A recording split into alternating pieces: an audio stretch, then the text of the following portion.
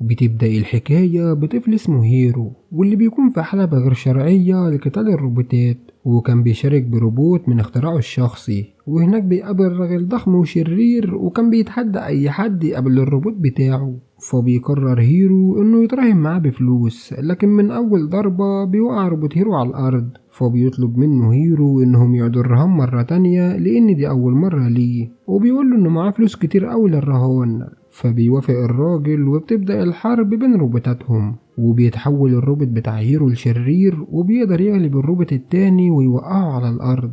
وبكده يكون هيرو هو اللي كسب وخد كل الفلوس، لكن الراجل ما بيسيبوش يروح وبيتهم انه خدعه، وعشان كده بيطلب من رجالته انهم يضربوه. وفي اللحظة دي بيجي تداشي اخو هيرو الكبير وبياخده بالموتوسيكل بتاعه وبيهربوا، وبيفضلوا ماشيين في شوارع ضيقة علشان يهربوا من رجالة الراجل الضخم اللي عايز يمسك هيرو. وبعدها بيظهر تداشي وهو بيلوم اخوه هيرو على اللي هو بيعمله، وخصوصا انه اتخرج من الثانوية وهو عمره 13 سنة بسبب ذكائه وعبقريته، والمفروض انه يعمل حاجة مفيدة بدل الرهانات على الروبوتات دي. وبنعرف ان الشرطة بتيجي الاماكن دي كتير وممكن تقبض عليه في اي وقت، فبيقوله انه حابب روح المغامرة، وخصوصا انه بيكسب فلوس كتير قوي من اللي بيعمله ده. وفجأة بتقابلهم عربية الشرطة، وبمجرد ما بيخرجوا من الشارع بيتقبض عليه. وبتيجي عمتهم عشان تاخدهم وبتتضايق جدا من اللي بيعملوه، وبتقول لهم انها ما قصرتش معاهم في اي حاجة علشان يعملوا كده، وانها مهتمة بيهم وواخدة بالها منهم من وقت ما اخدتهم يعيشوا معاها بعد وفاة باباهم ومامتهم.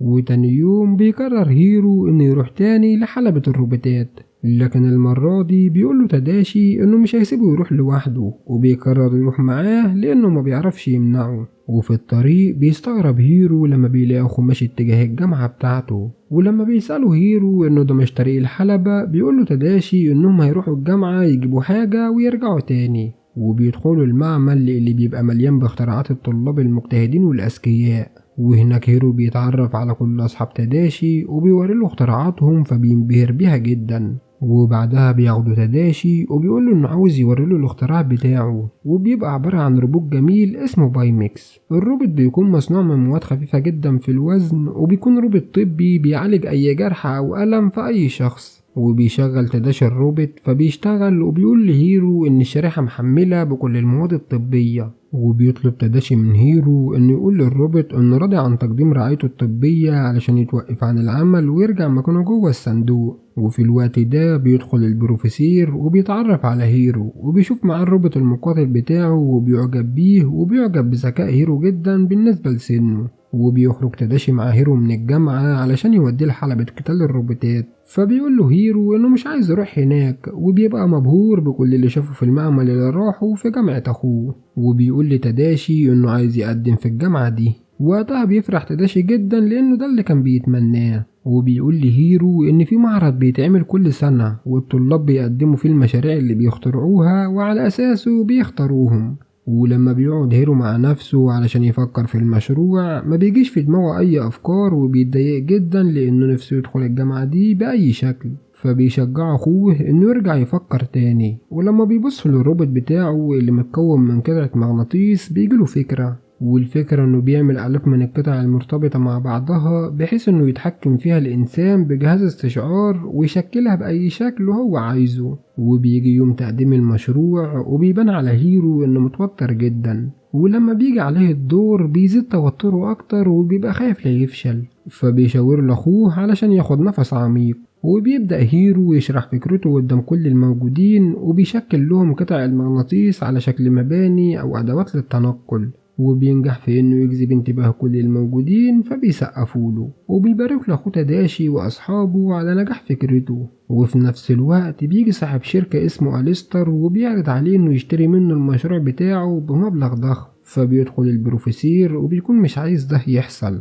وبينصح هيرو إنه يفكر كويس قبل ما يعمل حاجة زي دي. وبيستلم هيرو جواب قبوله للجامعة فبيفرح، وبيقول لأليستر إنه مش هيبيع مشروعه وهيشتغل عليه وهيطوره أكتر. وبيخرجوا من المكان وهم فرحانين جدا، وبيشكر هيرو أخوه لأنه شجعه. وفجأة بيشوفوا حريق كبير في المبنى اللي فيه المعمل، فبيروحوا ناحيته، وبيعرف تداشي إن البروفيسور جوه وبيقرر إن هو يدخل ينقذه من غير ما يفكر. لكن للأسف بيموت هو والبروفيسور ومحدش بيعرف ينقذهم. وبيفضل هيرو حزين ومكتئب لفترة على فقدانه لأخوه. ده كمان ما بيروحش الجامعة علشان يقدم أي حاجة بالرغم إن الدراسة بتكون بدأت بقالها فترة، وبتحاول معاه عمته أكتر من مرة وما بيوافقش إنه يروح. وفي يوم بيقع الروبوت الصغير على رجل هيرو، ولما بتوجعه بيظهر بايميكس، وده الروبوت الطبي اللي عمله أخوه تداشي قبل ما يموت. وبيقرب بايميكس من هيرو علشان يعالجه، فبيقول له هيرو إنه خلاص بقى كويس ومش محتاج أي حاجة.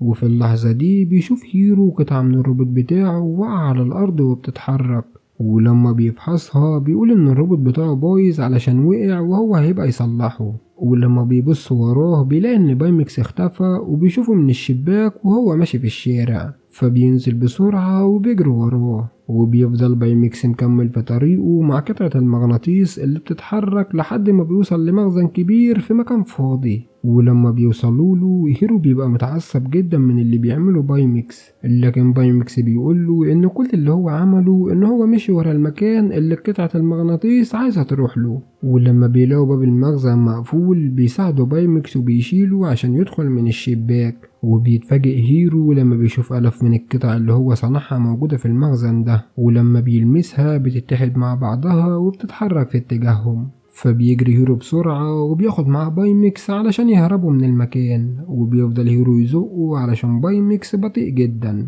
وقبل ما يخرجوا من الشباك بيظهر لهم راجل لابس قناع، وبيعرف هيرو ان الراجل ده هو اللي متحكم في القطعة دي، وبيقدروا ان هما يهربوا منه ويكونوا في امان.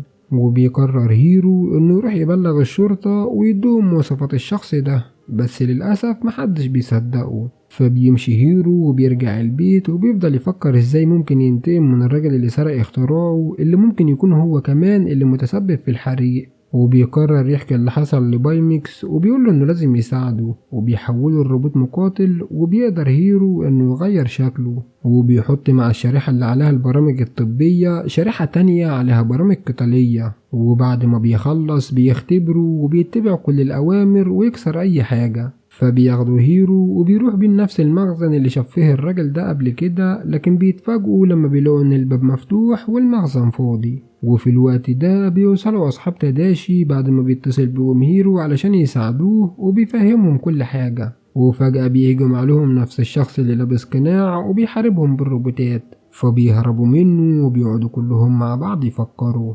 وبيكونوا شاكين ان الراجل اللي لابس القناع هو صاحب الشركة وعمل كل ده علشان يسرق الفكرة بعد ما هيرو رفض يبيعها له. فبيقرروا ان هم يطوروا من الاختراعات بتاعتهم علشان تساعدهم. وبيطور هيرو بايميكس وبيخليه يطير وبياخده يلف بيه فوق المدينة. ولما بيبقوا جاهزين بيقرروا ان هم يهجموا مرة تانية على المخزن، وهناك بيهاجمهم الراجل المقنع وما بيقدروش ان هم ينتصروا عليه لانهم بيبقوا مش منظمين في الهجوم عليه وبيتعاملوا بعشوائية. ده غير كمان ان هو اقوى منهم بكل الروبوتات اللي معاه. وبيجي دور بايميكس وبيطلب منه هيرو انه يتدخل، وبيقع الراجل على الارض وبيشيل القناع من على وشه. وبيتفاجئوا لما بيلاقوا ان الراجل ده هو البروفيسير، وبيعرفوا ان ما ماتش في الحريق وقدر يحمي نفسه عن طريق الروبوتات المصغرة اللي اخترعها هيرو. فبيتعصب هيرو جدا لان اخوه دخل علشان ينقذه وضحى بحياته علشانه، وهو سابه يموت وكمان سرق الاختراع بتاعه. وقتها بيطلب هيرو من بايميكس انه يهجم على البروفيسور ويقتله، فبيقول له بايميكس انه مش مبرمج على القتل وانه في الاصل بيعالج الناس علشان يعيشوا مش يموتهم.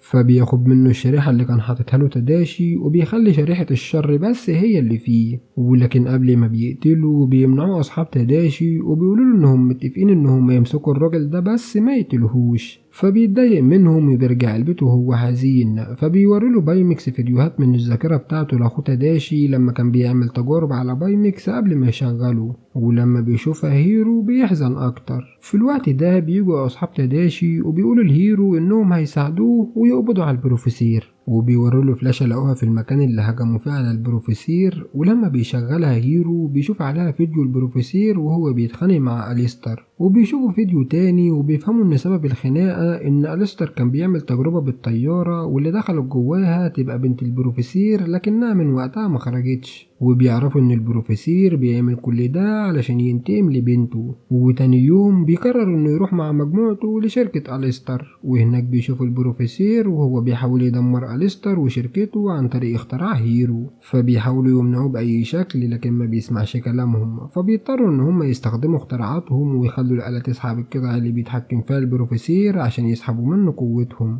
وفعلا بيقدروا يعملوا ده بسهولة. ومن ناحية تانية بيقول جهاز الاستشعار إن في حد جوه الآلة، وبدون تفكير بيقرر هيرو يدخل جواها، وبيلاقي بنت البروفيسور موجودة وعايشة لكنها بتبقى فاقدة الوعي. فبياخدوها وبيستعدوا علشان يخرجوا، وبيتقابلهم حيطة ضخمة بتخبط فيهم وبتدمر التقنية اللي بتخليه يطير، وبعدها بتنفجر الآلة. فبيقرر بايميكس يضحي بنفسه علشان ينقذ هيرو، فبيودعه هيرو وهو بيعيط، وبايميكس بيزق بصاروخ في ايده علشان يخرج من البوابة، وبيفضل هو جوه الآلة اللي بتتفجر. وفي الوقت ده بتوصل الشرطة وبتقبض على البروفيسير، وبيرجع هيرو مع أصحابه. ولما بيوصل البيت بيشوف بالصدفة إنه كان محتفظ بإيد بايميكس اللي كان فيها الصاروخ اللي هو كان مطوره. ولما بيفتحها بيلاقي جواها الشريحة الخضراء اللي كان عليها كل البرامج. وبعد فترة بيقدر هيرو إنه يرجع بايميكس وهو معالج ومسالم زي ما كان تداشي عامله، وقرر من وقتها إنه يبقوا أبطال خارقين ويساعدوا كل الناس في المدينة.